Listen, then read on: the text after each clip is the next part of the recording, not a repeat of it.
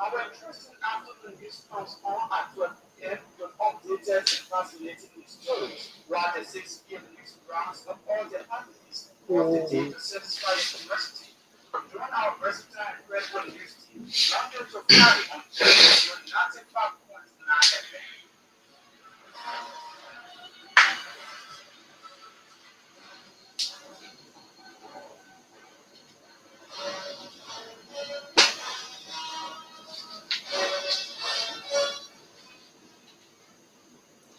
From the radio service of Kear Communications Network Incorporated, good evening. Welcome to Kear News Line, the 6 p.m. edition on this Thursday, March 6, 2025. My name is Aloysius Chia presenting.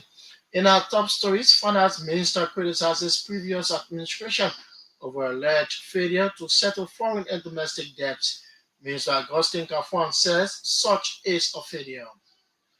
Bombay County Senator and head of ECOWAS Parliament Edwin Snow discloses plan to officially communicate with the Parliament to abort majority bloc recently elected lawmakers, says the election breaches the Parliament protocol. Liberian Anti-Corruption Commission chairperson underscored the need for the establishment of an anti-corruption court in Liberia. Councillor Alexandra Zoe says the establishment of the court will enhance efficiency of the NACC. In foreign news, Nigerian lawmakers have suspended a senator for 6 months after she submitted a petition alleging she had been sexually harassed by the Senate president.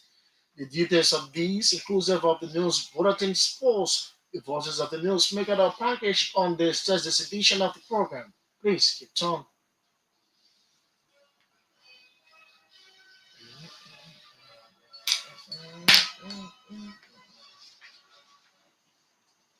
Many thanks for rejoining us. Lee Monju this next with the bulletin of news from the news center. Good evening, Lee. Good evening, Aloysius. Good evening, Liberians.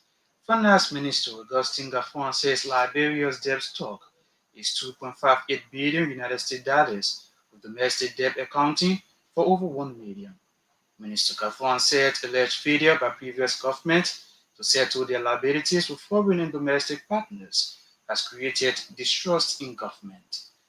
The Liberia Finance Minister disclosed that the ministry has begun settling some liabilities with commercial banks to restore trust and confidence in government. Commenting on the suspension of U.S. aid to Liberia, Minister Gaffon admitted that the suspension will create huge gap in the country's economy, but noting that the ministry is crafting responsible and technical approaches to address such gap. When quizzed on the growing increase in exchange rate, Minister Gaffwan attributed such increase to high-level remittances during the Christmas period. He maintained that authorities of the Central Bank of Liberia and the National Port Authority are working to ensure trade balance. The Liberia Finance Minister made these comments on a Summoncast radio show in Monrovia on Thursday. Bowman County Senator Edwin Snow has termed as unfortunate the prolonged impasse at the House of Representatives.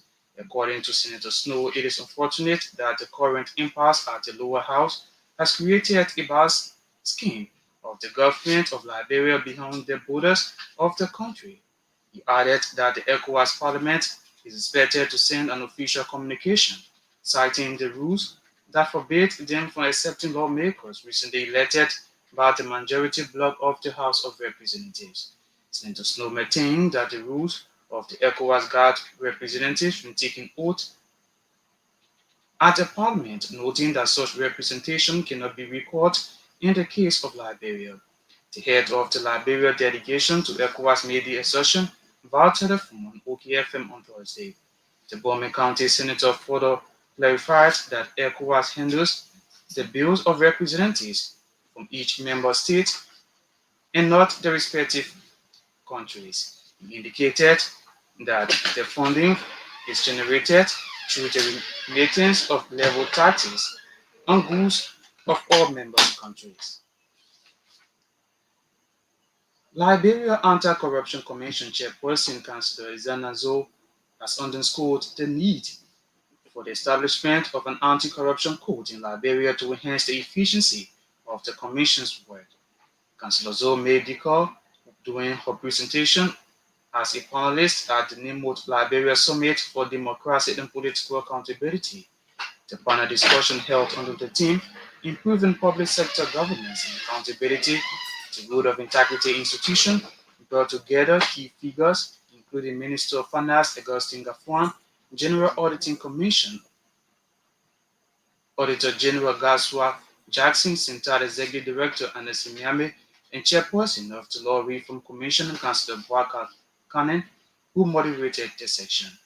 In your remarks, Councillor Zhou highlighted the challenges of delayed corruption cases due to the current reliance on criminal court, which handles both corruption cases and cases involving private citizens. She explained that the creation of an anti-corruption court will ensure that corruption cases are handled more swiftly, enabling the LECC to operate more efficiently in its fight against corruption. The Liberia Anti-Corruption Commission boss, however, elaborated on the Commission's broad mandate, which include investigating and prosecuting corruption, educating the public about the danger of corruption, and covering assets stolen through corrupt practices. She emphasized that those recovered assets have returned to the government for public use. Councillor Zoe further spoke about the LCC's ongoing decentralization efforts, which aim to expand its reach across the country. The government of Liberia has reaffirmed its commitment to good governance, security, and accountability as it intensifies efforts to combat corruption and uphold the rule of law. Speaking at NICA Thursday, Deputy Minister for Press and Public Affairs Daniel Sano disclosed that the Liberia Anti-Corruption Commission is finalizing its review of public official asset declaration following the suspension of 4,507 government employees who failed to comply with financial disclosure requirements. Deputy Minister Sanu said the updated list of officials who have submitted their declarations will be sent to the Ministry of State for further action.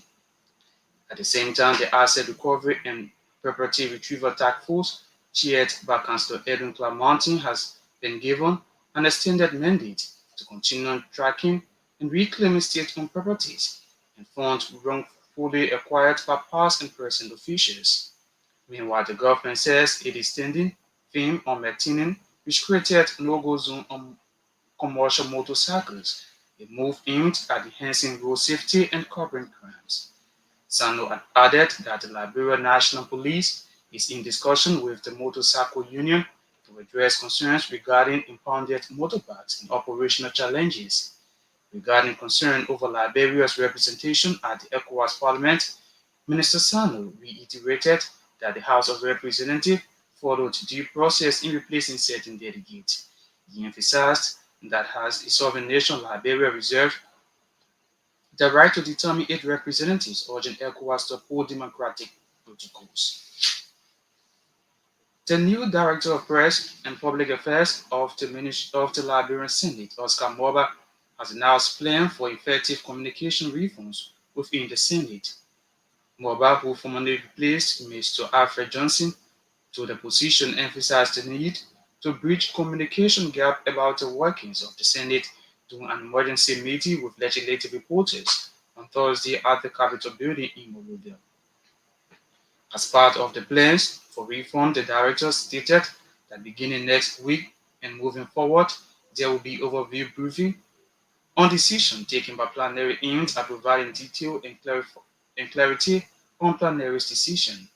He also emphasized that the reform will shape the minds of the public and present a clear picture of the Senate. Moreover, further promised to strengthen partnership with the leadership of the legislative press pool and all legislative reporters while seeking their full support to professionally work together. In a brief remark, Legislative Secretary General Blamoto, on behalf of the leadership reporters covering the legislature, especially the Senate, congratulated the Liberian journalist in his work in his new role as Director of Press and Public Affairs at the Liberian Senate. Two also highlighted major challenges that have impeded the workings of legislative reporters covering the August body, including access to information and security measures, among others. He gave the consideration of these issues by Director Moba as part of his reforms. At the same time, the leadership of Legis Pool formally bid farewell to former Director Johnson, thanked him for his contribution to legislative reporters during his stay at the Capitol building.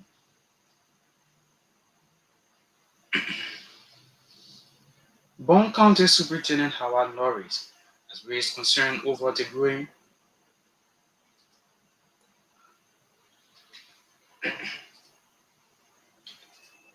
Bond County Senate Superintendent Howard Norris has raised concern over the growing wave of divisive politics in the county, urging residents to prioritize development at all levels. Speaking to residents of Electoral District 4 ahead of the construction of a major bridge linking Panta and Zota administrative districts, Norris called on citizens to take ownership of the project and support its success.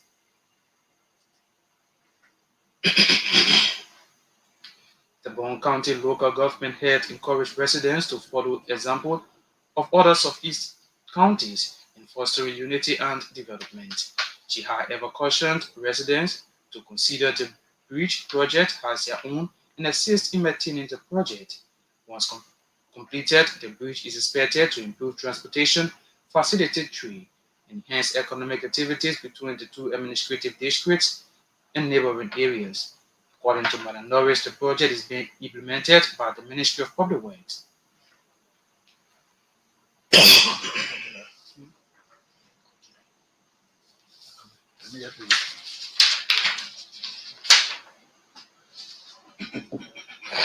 Oh, come out of me.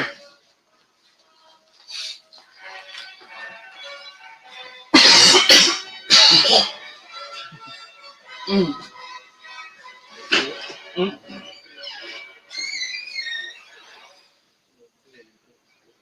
Many thanks to Lee Monju for a portion of the news bulletin. In continuation, the Liberian Annual Conference of the United Methodist Church has reported they come victorious on its legal battle for most of its edifices with the Global Methodist Church in several parts of the country.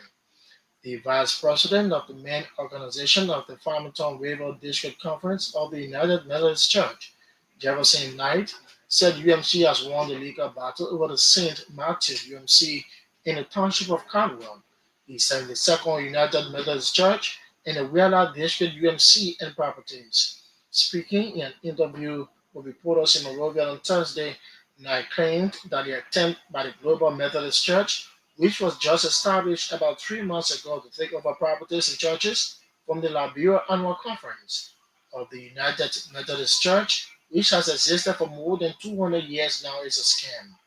Knight is therefore encouraging members of the Global Methodist Church to do the honorable thing by going out to evangelize, procure, and construct their churches rather than seizing the ones owned by the Liberia Annual Conference of the United Methodist Church. Vice President Jeremiah Cohen has underscored the critical role of energy in Liberia's arrest agenda for inclusive development. Speaking at the special meeting as meet and greet event in America, VP Cohen disclosed strategies aimed at expanding access to affordable and reliable energy across Liberia. The event is being hosted by the Liberian Community Association of the DMV. The event, which was a commemorable occasion filled by inspired words, connections, and shared commitment to Liberia's progress, was a wonderful opportunity for the Vice President to engage with the Liberian diaspora in the region in order to share insights and strengthen ties between Liberia and its global citizens. The leadership of LCA DMV, led by President Sebastian Tikla and Councilwoman Wala Blige, gave a warm welcome to Vice President Cohn. Councilwoman Blige also presented a proclamation pledge to the Vice President on behalf of the city's council and leadership, recognizing his invaluable contribution to Liberia's growth and development. Meanwhile, the group's board chair Felix Wilson presented on behalf of the board and further emphasizing the importance of community engagement and unity among Liberians in the diaspora. A religious organization known as the Grassroots Diaspora Religious Community has expressed support for the Executive Order 143 by President Joseph Boakai. Last week, President Joseph Walker signed the Executive Order 143, laws empowering the Environmental Protection Agency and other lines, ministries, and agencies to do all within their resources and power to work for the protection of Liberia's beachfronts, waterways, and wetlands. Addressing the press shortly after a meeting with members from the Islamic and Christian religions, the chairman of the community, Reverend George Zoba, said the grassroots diaspora community will be mobilizing its members in readiness to work with the EPA and other partners. According to Reverend Zoba, his organization will also be mobilizing several disadvantaged youths in District 17, Montserrado County, in order to assist in making the Executive Order 143 issued by President Joseph Boakai comes to fulfillment. The Supreme Court of the Republic of Liberia has issued a writ summoning key members of the House of Representatives to appear before its full bench on March 14, 2025, to respond to a bill of information filed by embattled Speaker J. Fonati Kofa and other members of the 55th National Legislature. The writ issued under the signature of Supreme Court Clerk Councilor Sam Manulu comments the respondents, including Representative Richard and Corn, who claims the speakership, and Deputy Speaker Thomas Farrar, to show cause why the infamous request should not be granted. Following the incident, the Supreme Court has also directed the respondents to submit their official returns to the raid. Meanwhile, the Supreme Court has ordered Brigadier General Amos Kise Dixon Sr., Marshal of the Court, to ensure that respondents are served with the rate and that proof of service is duly filed.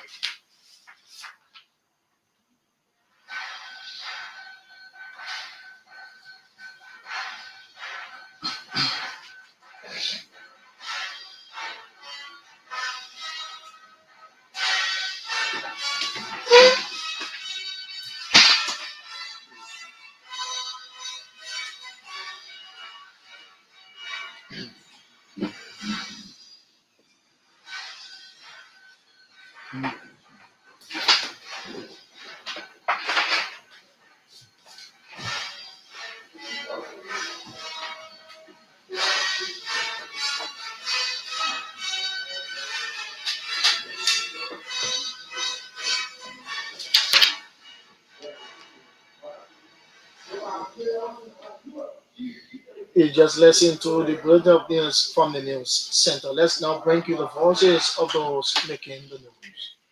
Finance Minister Augustine Gaffron says Liberia's debt stock is 2.58 billion United States dollars, with domestic debt accounting for over 1 million. Mr. Gaffron said alleged failure by previous government to settle their liabilities with foreign and domestic partners has created distrust in the government. The Liberian Finance Minister disclosed that the ministry has begun settling some liabilities with commercial banks to restore trust and confidence in government.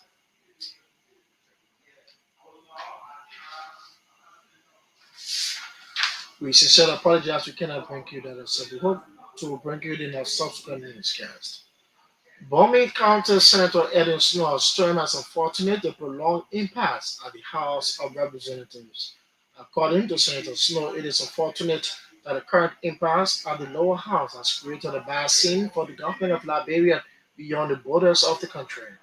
He added that the ECOWAS Parliament is expected to send an official communication citing the rules that forbade them from accepting lawmakers recently elected by the majority bloc of the House of Representatives. Senator Snow maintained that the rules of ECOWAS guards representatives upon taking oath at the Parliament, noting that such representation cannot be recalled in the case of Liberia. He made these assertions via telephone on the OK Morning Watch in Monrovia, Thursday. That's necessarily an issue of a recall that it was impossible and which we know in our rules are possible. That's how that relates. But not one of those kind of letters as like before the ECOWAS parliament, Gambia, US come from Ghana, has come other countries. And we don't discuss it in Nigeria, we just reply in one country, that's how I'll let you know. And still the rule to them, which will be the case of Nigeria. The majority black will be to have a response from the parliament. And I can tell you all here that the response will be that we don't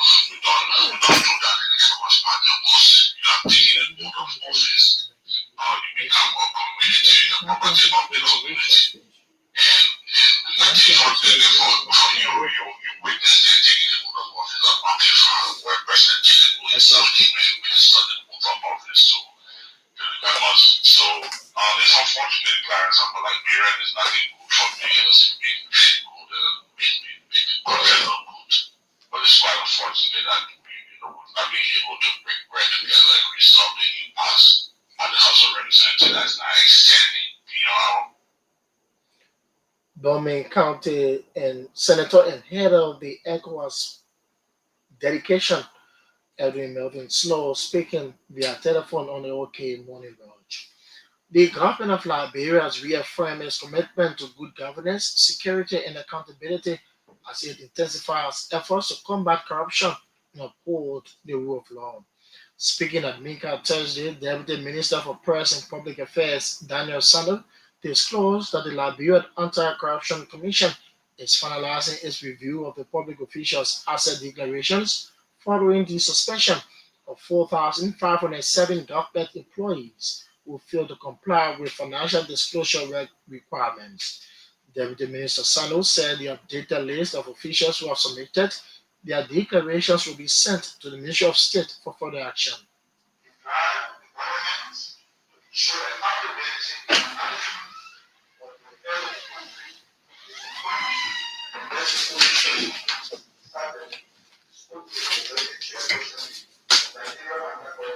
What is, what if I-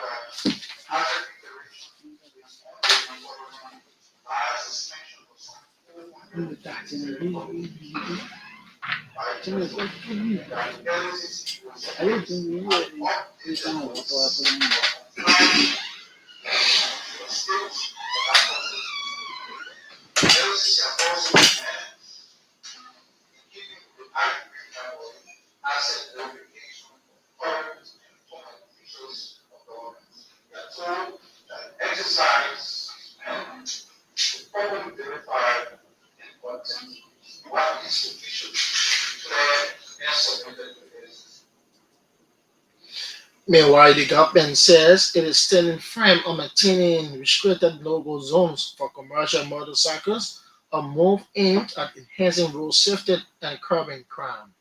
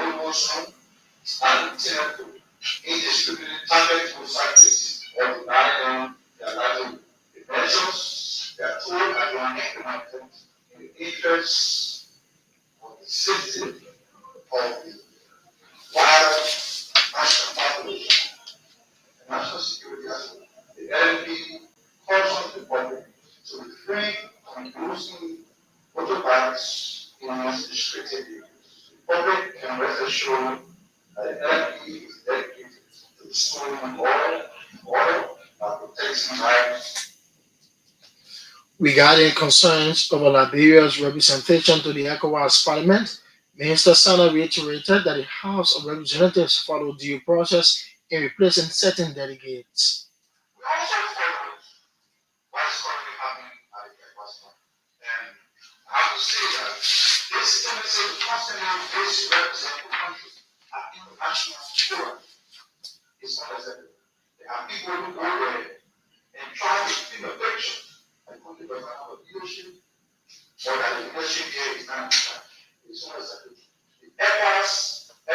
Parliament has a set of rules governing the composition and representation in its Parliament. The placement of a Congress representative in the ECOWAS Parliament generally follows certain three principles. Member states, that is, each ECOWAS member state has the authority to nominate, place, or recall representatives in the ECOWAS Parliament, usually through the national legislature or the relevant government authority. ECOWAS Parliament rule does not typically have the power to reject a replacement if the nomination follows the legal procedural requirements set by ECOWAS and the member states law. So somebody is talking about the democratic principle. The people who the House of Representatives are seeking to replace, were they elected? Were they elected? Of who were they elected? They were elected, and then they were submitted to their votes. The House of Representatives have now replaced this through a process that's even democratic. People be right. The president, they had elections, and these individuals were voted by their colleagues, and the elected was accordingly addressed in the parliament. And then somebody in that team nation, in that organization does not have the authority to place those for ending. Deputy Minister for Press and Public Affairs at the Ministry of Information, Cultural Affairs and Tourism addressing NICAD regular press briefing Thursday. The Liberian Annual Conference of the United Methodist Church has reportedly come victorious on its legal battle for most of its edifices with the Global Methodist Church in several parts of the country. The vice president of the main organization of the Farmington River District Conference of the United Methodist Church, Jefferson Knight, said UMC has won the legal battle over the St. Matthew UMC in the township of Caldwell, the 72nd UMC in the Wheeler District UMC and properties. Speaking in an interview with reporters in Monrovia Thursday, Knight claimed that the attempt by the Global Methodist Church, which was just established about 3 months ago, to take over properties in churches from the Liberia Annual Conference, which has existed for more than 200 years now, is a scam. The whole scam that have been brought to the church by these Global Methodist people. These are imagination that our church, our just school district, we want to claim the properties of the church that have been existing for over 200 years. So if these are imagination, we want to condemn every action on the part of the Global Methodist people for claiming United Methodist property, which don't belong to them. All of those properties don't belong to them, and they are just right now. I can inform you very vividly that within the last 1 week and a half, the United Methodist Church has won about 3 to 4 different cases regarding the same claim and counterclaim of our properties. Just St. Matthew United Methodist Church in Powell won our case, and the court told the Global Methodist people to vacate the premises of the church.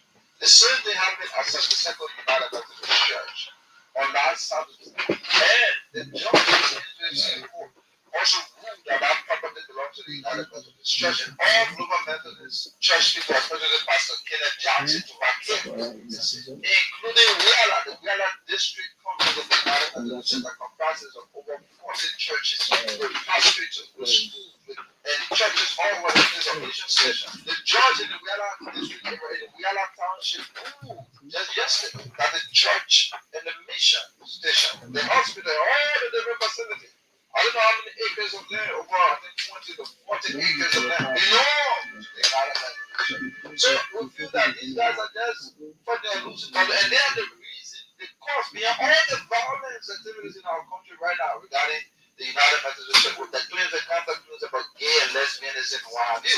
It's sad to see pastors, people who claim to be pastors, to be involved in these kinds of scenery. It's disheartening. It is very, very disheartening.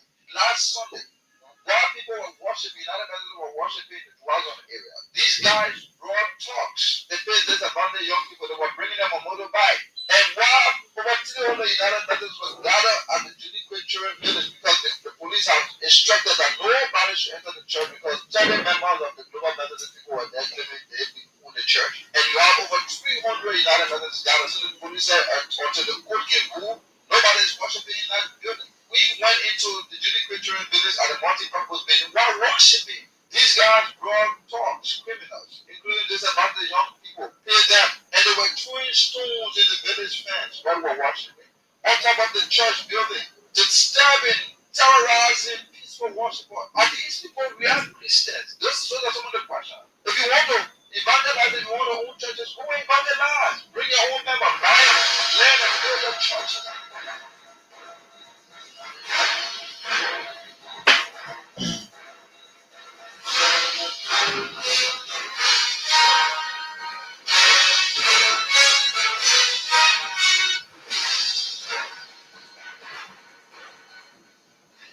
Vice President of the main organization of the Farmington River District Conference of the United Methodist Church, Jefferson Knight, speaking to reporters. You're listening to the 6 p.m. edition of Kear News Line on this Thursday, March 6, 2025. My name is Aloysius Chia presenting. In our top stories, Finance Minister criticizes previous administration over alleged failure to settle foreign and domestic debts. Minister Augustine Gafuan says such is a failure. Bombay County Senator and head of ECOWAS Parliament Edwin Snow disclosed his plan to officially communicate with the Parliament to a broad majority bloc recently elected lawmakers says their election breaches the Parliament protocol. Liberian Anti-Corruption Commission chairperson underscored the urgent need for the establishment of an anti-corruption court in Liberia. Councillor Alexandra Zoll says the establishment of the court will enhance efficiency of the NDCC. In foreign news, Nigerian lawmakers suspend a senator for 6 months after she submitted a petition alleging she had been sexually harassed by the Senate president. More details and sports on the next. Please keep tuned.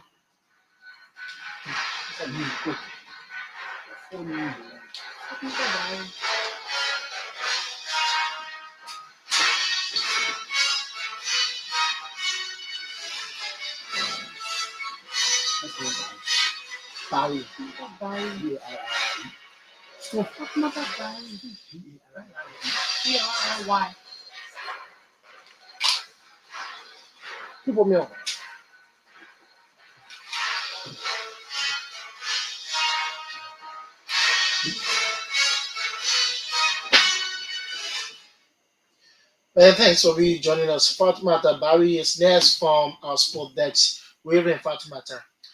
Good evening, Aloysius. Good evening, Liberia.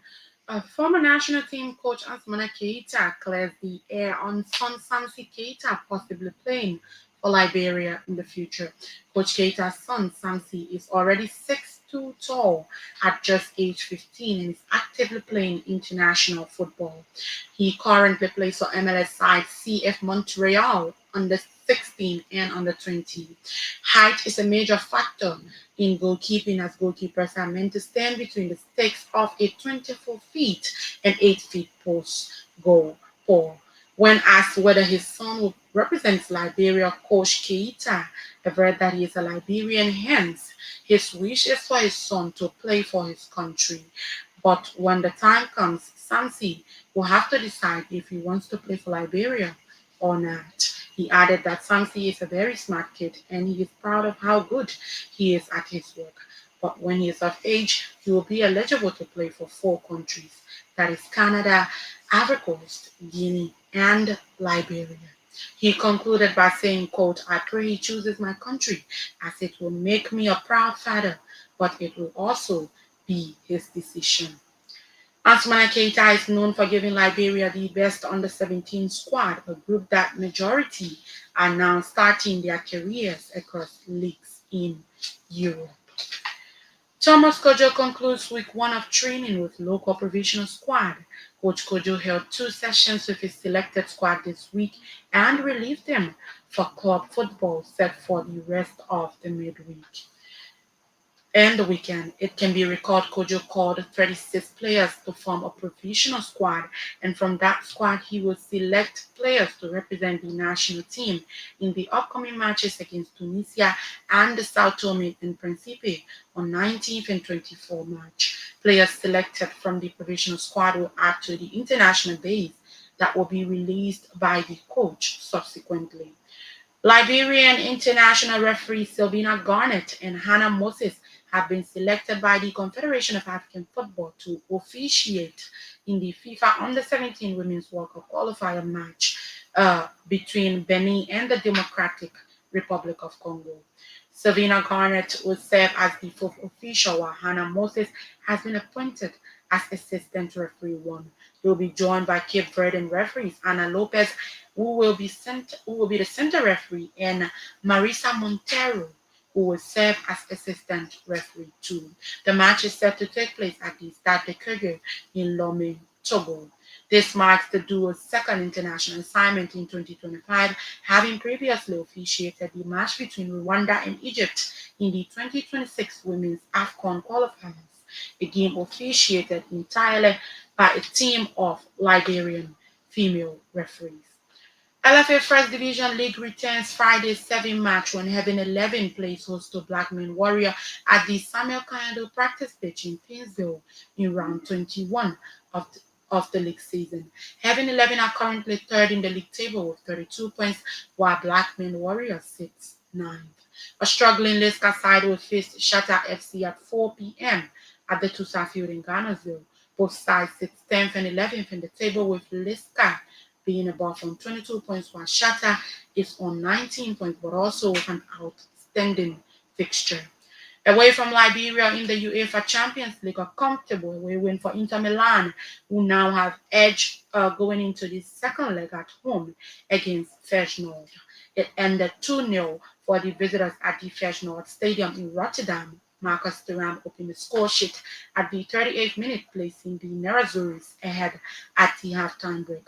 Lautaro Martinez net a second at the 50th minute, which helped give Inter a clear lead ahead of the second leg in Milan next week.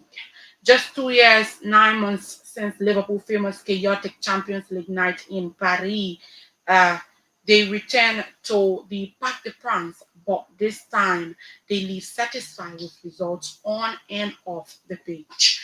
At the 87th minute, 21-year-old Harvey Elliott gave Liverpool a strand of comfort ahead of leg two. PSG will have to fight a one-goal deficit at the famous Anfield in Liverpool next week. A brace for Harry Kane as Bayern Munich defeated German rivals Bayern Leverkusen 3-0 at the Allianz Stadium in Munich on the night. Jamal Musiala was also on the score sheet as Xabi Alonso side have all the work to do in the second leg at the Bay Arena in Leverkusen next week. Barca will return to Catalonia with the lead despite playing with just 10 men for over 70 minutes of the match against Benfica. A defensive blow for them, but they have proven that they can take on Benfica without the services of Paul Kobasi, and next week they will do it with 11 men. In the Europa League, Real Sociedad and Manchester United are currently 0-0 at the halftime break. Football Club FCSB is down 1-0 to Olympique de Lyon. Fenerbahce are also down 2-1 to Glasgow Rangers in against Tottenham from Ohungu for Bedford.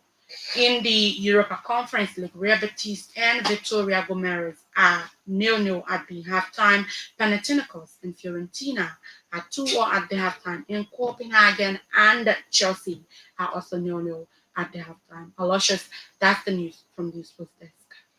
Fatima, the buried in sports, the passion of life on the 6 p.m. edition of Kear Newsline. In more developments, the plenary of the Liberian Senate has summoned authorities of the Liberia Land Authority, Ministries of Youth, Sports, Justice, State for Presidential Affairs and Mines, and NNJ to provide details on a contract agreement signed between national government and a Chinese company and other businesses operating within the confines of the Samuel Kando Sports Complex in Painesville.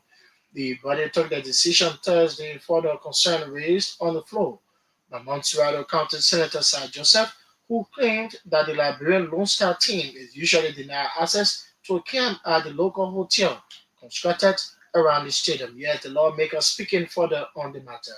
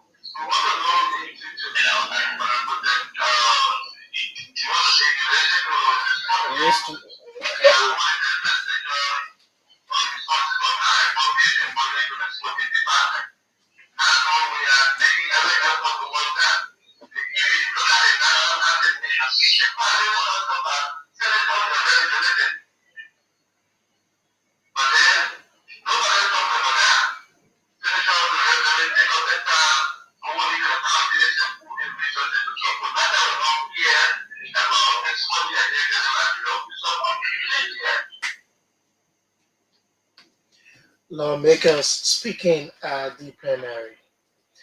Bond County Superintendent Howard Norris has raised concern about the growing wave of divisive politics in the county, urging residents to prioritize development at all levels. Speaking to residents of Electoral District 4 ahead of the construction of a major bridge linking Panther and Zota administrative districts, Madam Norris called on citizens to take ownership of the project and support its success.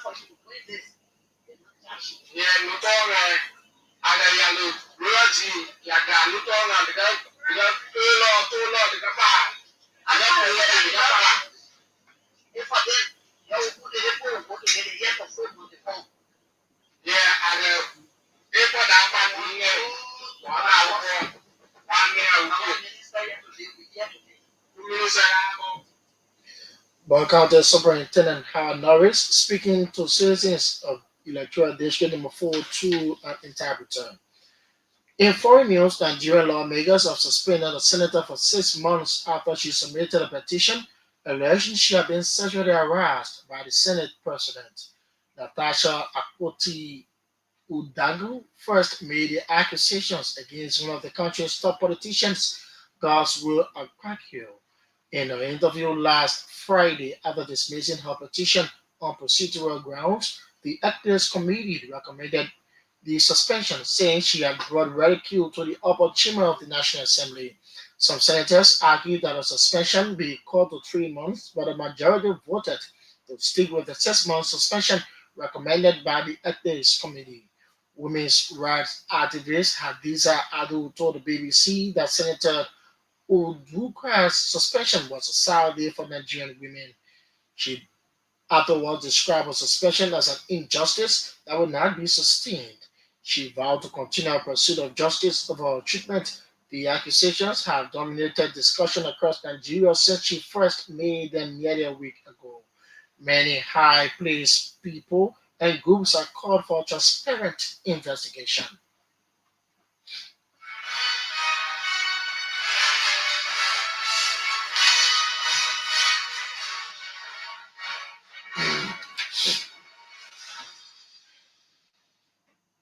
And on that note, we go home on this Thursday's edition of the Kear Newsline program at 6 p.m.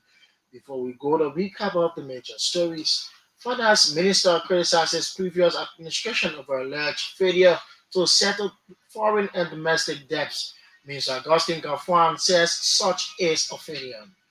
Bombay County Senator and head of the ECOWAS Parliament, Edwin Snow, disclosed his plan to officially communicate with the parliament of board majority bloc recently elected lawmakers says their election breaches the parliament protocol. Liberian Anti-Corruption Commission chairperson underscored the urgent need for the establishment of an anti-corruption court in Liberia. Councillor Alexandria Zoll says the establishment of the court will enhance efficiency of the LCC. Away from Liberia, Nigerian lawmakers have suspended a senator for 6 months after she submitted a petition alleging she had been sexually harassed by the Senate president. The details of these plus other developments will be brought you on this Thursday's edition of Kia Newsline. To join us at 6 a.m. tomorrow for a fresh edition of Kia Newsline at 6 a.m. Lee Monju read for us the news bulletin. Fatima Tabawi read for us sports. George Zeze handled the visual aspect of this presentation. Calvin Gray produced the sound on behalf of the news team. I'm Aloysius Shea and I presented. Good night.